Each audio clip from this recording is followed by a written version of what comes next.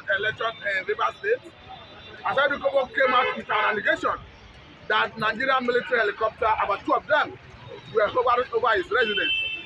And he went further to say that he has the capacity to contain Nigerian army. He has the capacity to bring down those those military helicopters. He even went further to threaten that he has military formation in his village and that the government is aware of it. And this same man who we have seen in several videos brandishes some level of dangerous weapons to the extent that the video going around the internet, where you can clearly see him in the company of his lieutenants going about with dangerous weapons.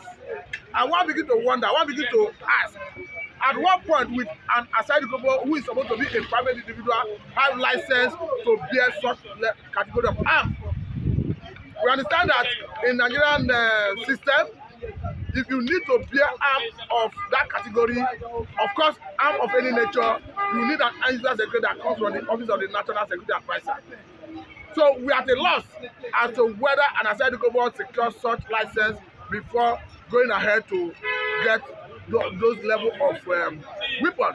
We know that in the past, that issue, we had a situation where we had militants who were agitating for a better share of the natural resources. We are talking about the era of the late Muhammad Umaru Yar'Adua. Then we had a situation where the federal government came up with the issue of amnesty. Of course, anyone that embraced amnesty would have had the opportunity of renouncing his militancy and would have forgiven of any alleged crime he may have committed. But it's not on record that someone like Asari Kobo had a waiver from federal government to go and buy arms to the point of threatening the corporate existence of Nigeria. We understand that the military has since challenged him, that they will meet him in battlefield, and that they have the capacity to neutralize him, that you come and meet them in battlefield. We begin to ask, Nigeria as a sovereign nation, if Nigeria is truly a sovereign nation, Nigerian government, Nigerian army ought to have monopoly of coercive power. Of course, that is not negotiable. It happens everywhere in the world. Once you are a government, you are a sovereign state, you are supposed to have monopoly of coercive power around every inch of your sovereignty. And asking question whether the military have the power, the right to fly military jet or military helicopter across or over around the residence of Asari Kobo. Yes, if they perceive that there is any threat of any nature in any environment, irrespective of who is dwelling in that place, I think Nigerian army have the right to carry military aircraft interdiction around any area within Nigerian sovereignty. So for a private individual to have questioned the military authority as to why they should fly military helicopter around the residence, I think it's an insult and an affront on Nigerian sovereignty and on Nigerian armed forces. I understand that Asari Kobo himself at the point made it clear to Nigerians that the president is his personal friend. Of course, we saw him visited Aso Rock almost immediately they inaugurated the president. The president received him. Shortly after that, we saw him came out to address the press. And in that address, he did accuse some military, he did accuse military of getting involved or being involved in bunkering that existed in Niger Delta for long. And we know that the Nigerian government have been trying to demystify who and who is involved in in oil bunkering in Niger Delta that is not stopping. But I think that is not enough. We have seen the same Asari Kobo coming out to brandish dangerous weapons in the company of lieutenants and others. We have seen him threatening the Igbos severally. At the point, he has said that he has the capacity to stand Igbos and that he is the one that helped to bring back Nnamdi Kanu back to Nigeria. At the point, he threatened to bring back Isam Nekpa, to assist federal government to bring back Isam Nekpa back to Nigeria.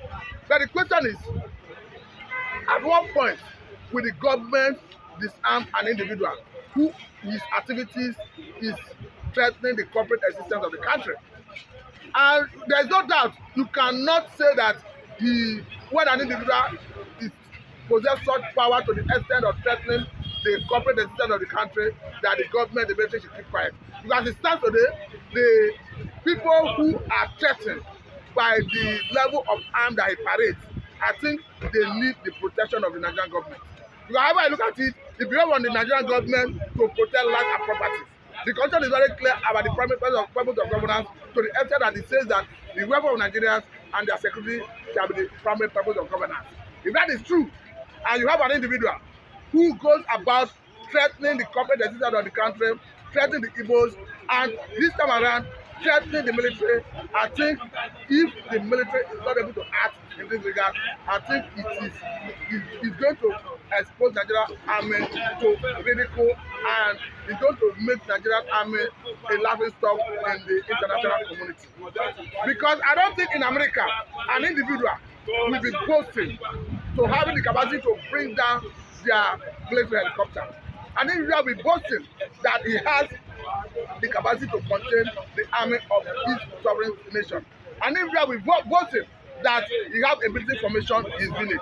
So for me, I think it behoves on the government to act fast before the Nigerians begin to lose confidence in the ability of the Nigerian government to protect life and property. I must say a very thank you for your time. This is Southern Media. Now, by the grace of God, I remain my humble self, Evangelist Benjamin Johnson. This is Nachi, the only evangelist of Biafra who speak the truth, because I love truth and I stand by the truth and end by the truth, by the special grace of God. Asari Dokubo has finally met his match of death, because he always grouped himself in the class of the men, calibers of men that is not up to. He always wants to face himself in a group that is not up to the standard. You know, he always compare himself, like Simon Akpan, see himself as Mazen Nnamdi Kanu. But look at Mazen Nnamdi Kanu. See the way wherever he speaks, the world, I'm not talking of Nigeria, but the world hears him. The world trembles. The world, somehow some even say that he threatens a nation. By his spoken word, that he threatens a whole nation. Do you know what that means? It means that a man with a charisma, a man with something quite different, a man that cannot be compared. They are not two. You can't have them two in a nation. It comes once in a million centuries. Are you listening to me?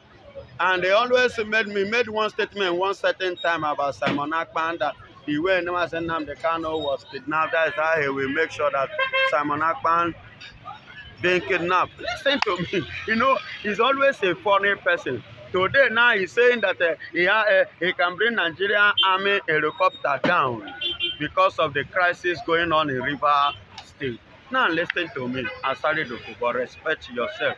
You are not equal to the tax. At all. Uba have already said it to you that if you feel you have what it takes, now come out for the battlefield and I will get you, I will bring you down.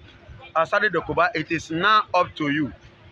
If I were you, in order to prove to Nigerian army, Buba, and to the world that yes, I am the same class with Mazen Nnamdi Kanu and Simon Akpan, come outside and face Buba and his troop. Have you ever command a battalion? See, you are just going with a 1960 bullets and gun, and you are using it to compare the current movement. In fact, it is time you go and sleep. I think so. It is time you go and sleep, because your type no dey reign again. Your type don't expire. You don't have anything to offer again. Have you ever faced battle? Have you ever faced gun battle? Do you know what it means to lose somebody? Do you know what it means to share blood? That is what we mean. I'm not talking of that Niger Delta of stealing oil, breaking pipe, and kidnapping and the rest whatsoever. What have they still achieved? Are they not still carrying the oil? And that is not even the issue. Now, in your land, the place you claim to be your own homeland, a stranger, even as I'm talking now, They are draining the oil in your father's house, as you said, as you claim to be. They are draining the oil, you don't have a say. And because they are not giving you any portion, that is why you are ranting.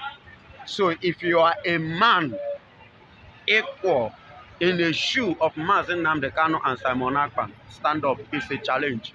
Contest. Fight. Fight for the freedom of your family, for the freedom of your territory, for the freedom of your home. Fight it first before you think of fighting for the freedom of the whole. Do you know what it means to fight for a nation? Do you know what it means? Do you know the sacrifice? Do you know the price?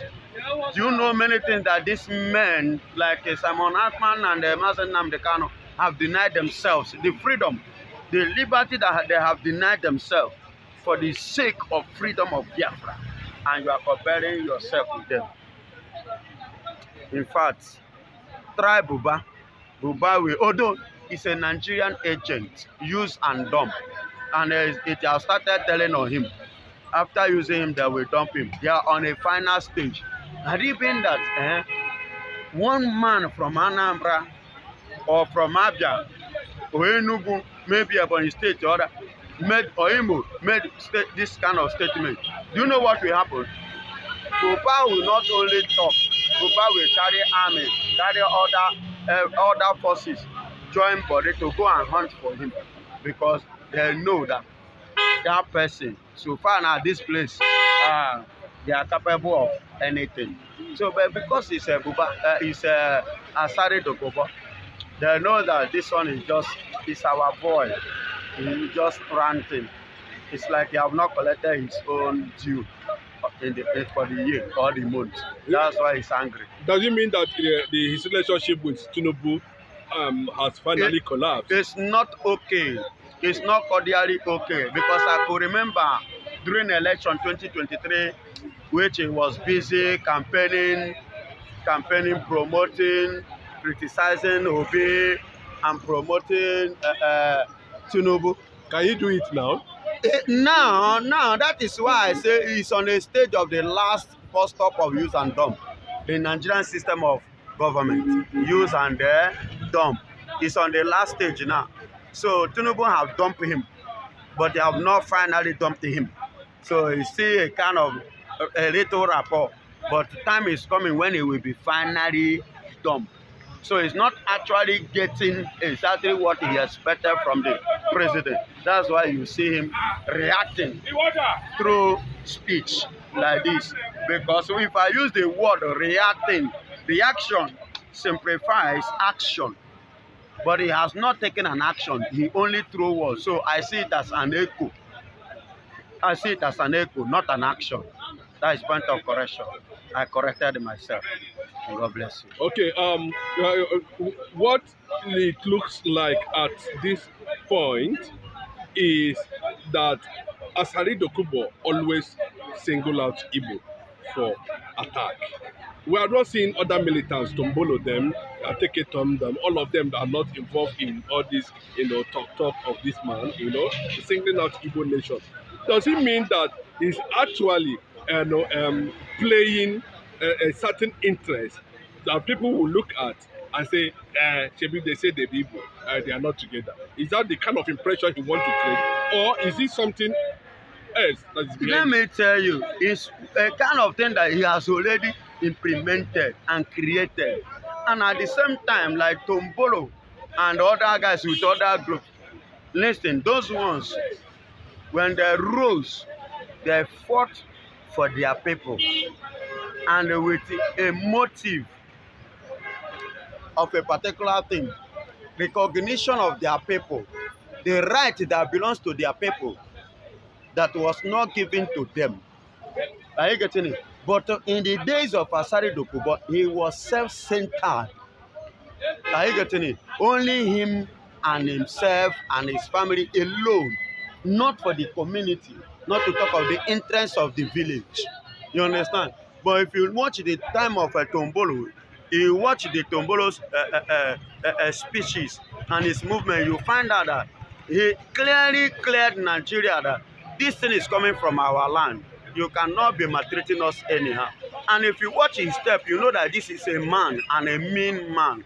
So, and that was why Nigeria decided, as I'm talking to you now, to mount him as the chief security of the pipeline. Are you getting it? Okay, that which you feel that you are not giving oil, you come be a partaker of it. You and your group. Then let's use you as a channel to meet those of your demands. You get it? But Asari Dokubo own was individually and selfish-centered. I could remember during Obasanjo time, Obasanjo gave him a mechanic workshop, a village in Abuja. And after giving him that, what happened? He's silent. He became quiet. So that has been one of the things he has been looking for. He need another garage. All this while the Igbo nation has kept quiet on Asari Dokubo, does not mean that he's actually being watched. Yeah, and see, Asari Dokubo is not a problem. Asari Dokubo is Mr. Nobody, as far as I'm concerned. As far as Biafra is concerned, it's nobody. Asari Dokubo is not up to standard of men that Biafran men have faced one-on-one, have matched one-on-one. Even as I'm talking to you, starting from the federal, Biafra, mentioning Biafra is a threat to the federation. So who is Asari Dokubo? His case is like yesterday will give you anytime, any day Biafra decided to remember him and settle his case. It's not even a talk because he didn't merit it. If I should be talking about him again, it's like he has something so important, whereas it's nobody.